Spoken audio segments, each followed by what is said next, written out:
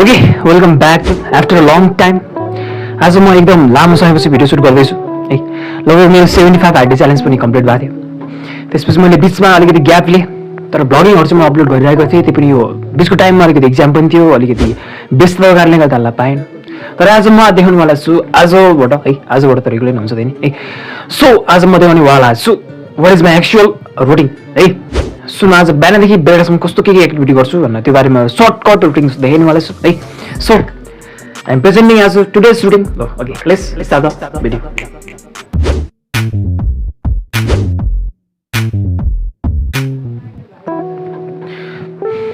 Okay बिहान करिब म 5 बजी उठेँ।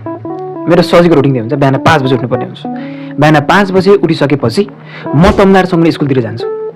स्कुलमा गएर हेर्छु अनि स्टुडेन्टहरू जम्मा गर्छु, किनकि हामी रनिङ गरेर जानुपर्छ है, किनकि ट्रेनिङ पर्छ, किनकि हामी यहाँ प्रेसिडेन्ट कप पनि हुन आँटेको छ है। त्यही भएर बिहान 5 बजी उठेर स्कुल गएर स्टुडेन्ट जम्मा गरेर अनि रनिङ जानुपर्छ। बाटोमा कोही कोही उठाएर अनि मस्तले कुद्नुपर्छ। त्यहाँ पुगिसकेपछि वर्कआउटहरू मेडिटेसन हानिसकेपछि फेरि घरतिर फर्किनुपर्छ। करिब त्यसपछि 1 घन्टा 20 सेकेन्ड आउँछ र 6 बजी म घर आइपुग्छु। टाइम 6 बजी। त्यसपछि 6 बजीमा 106 देखि 7 को बिचमा म वर्कआउटहरू गर्छु, यसो रेस्ट गर्छु वा अलिकति भए स्टडी गर्छु है, अलिअलि फ्रेस पनि हुन्छु। त्यसपछि फेरि 6-7 बजिसकेपछि म खाना बसाल्न लाग्छु र 7 बजीदेखि 8 बजीसम्म पेट हुन्छ खाना बसाल्न।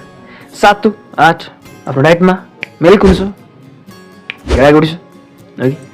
त्यसपछि आउँछ 8 बजीदेखि 9 बजीसम्म टाइम पिरियडमा। यो टाइम पिरियड चाहिँ अलिकति व्यस्ततै हुन्छ, किनकि ट्युसन जानुपर्ने हुन्छ बिहान। 8 देखि 9 को बिचमा अलिकति खानासाना खाएर ट्युसन जानुपर्ने हुन्छ। यो सानो क्लिप ट्युसनको। ट्युसन गरिसकेपछि र 9:30 बजीसम्म स्कुल टाइममा हुन्छ र 9:30 म डाइरेक्ट स्कुलमै बसिरहेको छु। अब 9:30 बजीदेखि बेलुका 4 बजीसम्म स्कुल टाइम नै हुन्छ। तर म ड्रेसअप सेसअप लाएर गएको हुन्छ, त्यो पनि मैले भन्नै बिर्सेँ ड्रेसको सिन। त्यसपछि म स्कुलमा पुगेपछि स्कुलको मोमेन्टमा लगभग 9 बजीदेखि म करिब 4 बजीसम्म स्कुलको एरियामा हुन्छु है।